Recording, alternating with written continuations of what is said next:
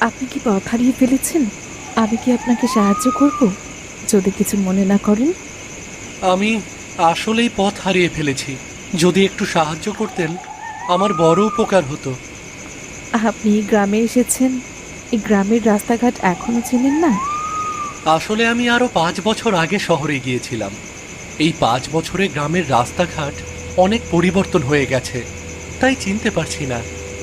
আপনি 5 বছর পর গ্রামে এসেছেন, অনেক লম্বা সময়। হ্যাঁ, আমি বুঝতে পারিনি এত রাত হয়ে যাবে। তাহলে হয়তো আগেই চলে আসতাম। সমস্যা নেই, আপনি চিন্তা করবেন না। আমি আপনাকে আপনার বাড়ি পৌঁছে দেব। আপনি দেবাশিস বাবুর ছেলে তো? হ্যাঁ হ্যাঁ, আমি দেবাশিস বাবুর ছেলে। আপনি আমাকে চিনলেন কিভাবে? এই গ্রামের রাস্তাঘাট, মানুষজন সব আমার চেনা।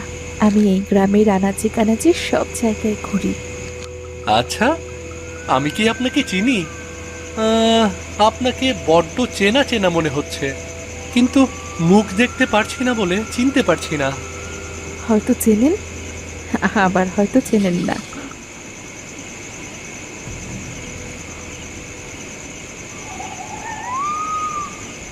আমাদের আবার দেখা হবে। এই যে, এই যে আপনার বাড়ি এসে গেছি। আপনাকে অনেক অনেক ধন্যবাদ। আপনি না থাকলে আজকে কোনোভাবেই আমি বাড়িতে পৌঁছাতে পারতাম না। অনেক ধন্যবাদ আপনাকে।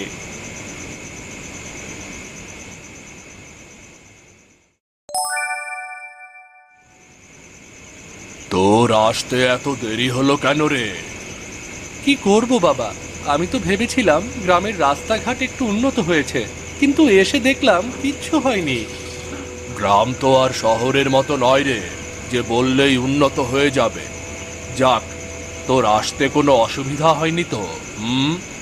না বাবা, কোনো অসুবিধা হয়নি। তবে রাস্তা হারিয়ে ফেলেছিলাম। একটা মেয়ে আমাকে রাস্তা চিনিয়ে